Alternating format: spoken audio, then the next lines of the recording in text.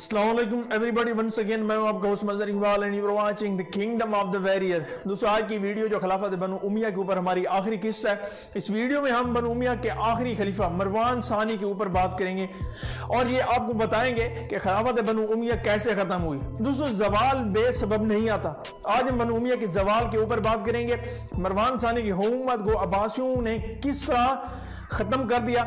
आज हम शामियों की बगावत देखेंगे, अब्दुल्ला बिन मुआविया की बगावत, अब्बासियों का ज़हूर, कूफा पर कब्जा, जंग ज़ाब, अब्बासियों का हमला, उम्मियों का कत्ल आम और एक उम्मी शहजादे का फरार होना और आखिर पर मरवान सानी की वफात।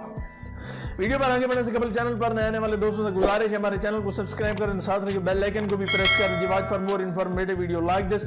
So let's start this video without any delay.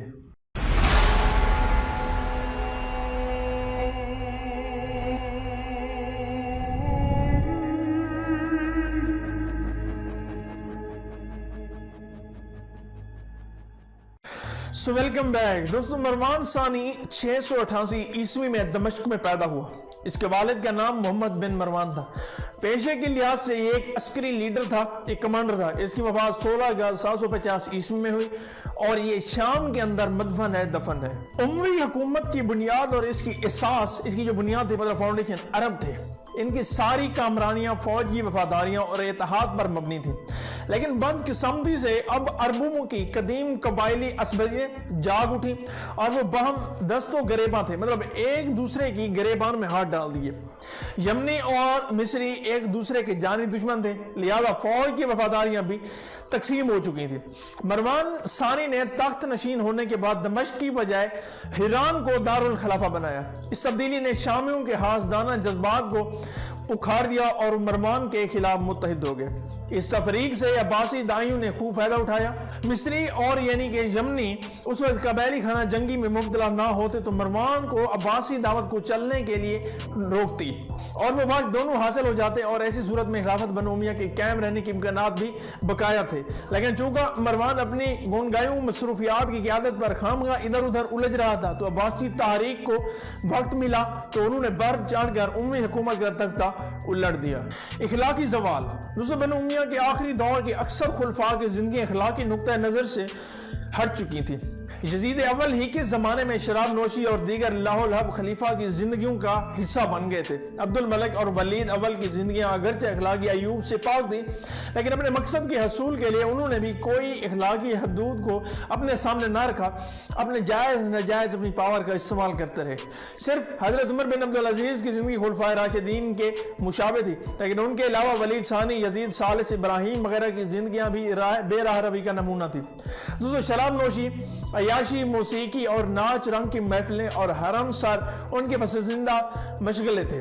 चुनाचा ये इखलाकी जवाल बनु उमैया की हुकूमत को घिन की तरह काटे जा रहा था। खुलफा इन मशागिल में उलझे रहते और हुकूमती मामलात की तरफ सरखा तवज्जो न देते। इसके अलावा वो बहुत सी दौलत की फरवानी और खुशहाली ने उन्हें काहिल बना दिया था। जब इखलाकी तनज़्ज़ुल की वजह से आला सीरत और किरदार से आरी लोग मसनद खिलाफत पर होते हैं तो उम्मी हुकूमत के मुखालिफिन ने उनकी कमजोरियों का फायदा उठाकर उनकी हुकूमत का खात्मा कर दिया। मरवान सानी की सबसे पहली जो मुखालफत थी शामियों की तरफ से हुई। शाम के मिजरी और यमनी एक दूसरे के खिलाफ जंग में आ गए। मरवान को मिजरियों की हमदर्दी हासिल थी, लेकिन शाम में यमनियों की अक्सरियत थी। हमस और फलस्तीन के बशिंदों ने भी मरवान की खिलाफत को तस्लीम ना किया और अहले होता ने शाम पर हमला कर दिया। सारे इलाके में अबदरी भी फैल गई। मरवान ने हौसले से काम लिया और अहले हम्स को शिकस्त दी। फलस्तीन के बागियों को वहां के बशिंदों और बाद में अबुल वर्दा ने मुदा किया, लेकिन अब बशिंदों ने शामियों ने खलीफा हिशाम के लड़के सुलेमान को साथ लाकर बगावत कर दी। सुलेमान 70,000 फौज लेकर शाम की तरफ बढ़ा। दोनों अफवाज का मुकालबा खिसाब के मकाम पर हुआ जिसमें सुलेमान को शिकस्त हो गई और शामी बगावत दब गई। उसका जो जोर था वो नीचे चला गया, लेकिन अब बगावत ने अम्मी हुकूमत की जो बुनियादें थी वो हिला दी थी। अबू मुस्लिम खरासानी के मशहूर जर्नेल कोफ्ता ने तूस, सोजकान, नीशापुर और जरजान फतह करते हुए अपनी पेशकदमी जारी रखी। चुनाचा अस्फहान, नहावन और हलवान के इलाके भी उनके कब्जे में आ गए। अब उन फतह दाइयों ने कूफा का रुख किया। कोफ्ता के साथ खालिद बर्मकी भी था। अब्बासी दाइयों और इब्ने हिबीरा वाली इराक, जो इराक उस वक्त शाह था, उसकी फौज के दरमियान जबरदस्त जंग हुई। कांता जंग के दौरान कत्ल हुआ, लेकिन उसके बेटे हसन ने कमान संभाल ली और इब्ने हिबीरा को शिकस्त देने में कामयाब हुआ और इब्ने हिबीरा शिकस्त खाकर वास्ता दोबारा मतलब वो पिछवा होकर चला गया। दोस्तों ये जो कब्जा था कूफे के अंदर, ये मुस्लिम खरासानी के अंडर हुआ, मतलब उसकी लीडिंग में हुआ, ठीक है। और जो मुस्लिम खरासानी था, ये बनु अब्बासिया का एक उसकी जो खिलाफत थी जो बाद में आती है, उनका यूं समझ लें एक पावा था। ये मेन बंदा था खिलाफत अब्बासिया का, लेकिन खलीफा अब्बासियों ने इसको भी कत्ल करवा दिया था। मैं जो खिलाफत अब्बासियों की मुकम्मल सीरीज है उसमें अबू मुस्लिम खरासानी के ऊपर एक वीडियो मुकम्मल बना चुका हूँ, अगर आप में से किसी ने देखी हो तो वो आप जाकर देख सकते हैं। तो अबू मुस्लिम खरासानी का बहुत बड़ा रूल है अम्वियों की खिलाफत को तोड़ने में। दोस्तों इब्राहिम अब्बासी के खत और नसर की बार बार की याद दहानी की वजह से अम्मी खलीफा मरवान की आंखें खुल चुकी थी। खवारी से निपटने के बाद अब मरवान सानी 1,20,000 का लश्कर लेकर दरिया ज़ाब के किनारे खैमाजन हुआ। अब्बासियों और अम्मियों के दरमियान आखिरी बार इस मकाम पर जबरदस्त जंग हुई जिसमें मरवान सानी को शिकस्त हुई। यह तारीखी वाक़या 11 जमाद सानी 132 हिजरी 25 जनवरी 750 ईस्वी को पेश आया। ये जो जंग ज़ाब है, ये ज़ाब के मकाम पर हुई थी, उम्मियों के दरमियान और अब्बासियों के दरमियान हुई थी। ये जो इब्राहिम था, ये खिलाफत उम्मियों की तरफ से था, और नसर और ये जो खत का चक्कर है, ये भी अब्बासियों की तरफ से लिखा गया था और ये पकड़ा गया था। ये खत अब्बासियों ने लिखा था एक दूसरे को कि अब जंग की जाए या अब अभी तारीख को चलाया जाए, लेकिन ये खत उम्मियों ने पकड़ लिया था। उसके बाद ये जंग हुई और जंग में जो उम्मियों का ये आखिरी किंग था मरवान सानी, इसको शिकस्त हो गई थी। दोस्तों अब्बासियों का ज़हूर किस तरह हुआ था? इन परेशान कुन हालात में जबकि मरवान कई महाजों पर मुखालिफिन की खिलाफ सरगर्म में अमल था, अब्बासी तहरीक दाइयों ने हालात को साजगार महसूस करते हुए बनु हाशिम के हामियों को खुल्लम खुला बगावत की दावत दी और मई 747 का दिन मुकर्रर करके बाकायदा खरूज का ऐलान कर दिया। इमाम इब्राहिम अब्बास के सोग में बागियों के अलम और लिबास का रंग सियाह करार दे दिया गया।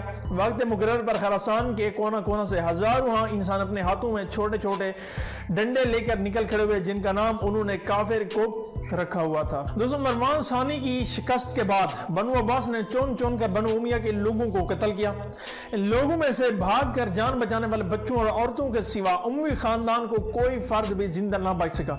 शाही खानदान का सिर्फ एक शहजादा अब्दुर्रहमान अल दाखिल अफ्रीका जाकर जान बचाकर भाग गया। वो वहां से बच्चा बचाता स्पेन जा पहुंचा, जहां उसने बनु उमिया के मजबूत हिस्पानवी हुकूमत कायम की और स्पेन में अजीम उल शान इस्लामी दौर का आगाज किया।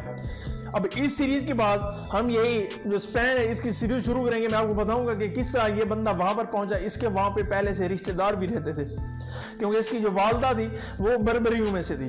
दोस्तों इस शिकस्त ने तहरीक को इस्लाम का रुख बदल दिया।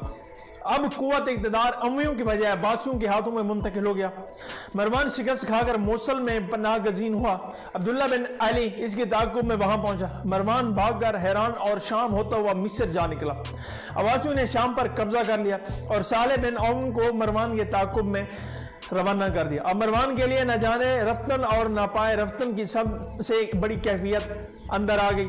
चुनाचा जिल हज्जा 132 हिजरी को अपने मुख्तसर सी जमात के साथ लड़ता हुआ अबू शेर के मकाम पर वो मारा गया और उस वक्त उसकी वफात के साथ अम्मी इक़्तिदार का हमेशा के लिए खत्म हो गया। इस तरह दोस्तों सुल्तनत बनु उमिया खत्म हो गई और बनु अब्बासिया सुल्तनत आ गई। दोस्तों बनु सल्तनत अब्बासिया के ऊपर मैं एक पूरी सीरीज बना चुका हूँ 7 वीडियो की, और ये मैं इससे पहले अपलोड भी कर चुका हूँ। अगर किसी ने देखनी हो तो हमारे चैनल को सब्सक्राइब कर सकते हैं आप, और जाकर वो पूरी आप डिटेल के साथ वो पूरी सीरीज देख सकते हैं। दोस्तों उम्मीद करता हूँ ये आखिरी वीडियो आपको अच्छी लगी होगी।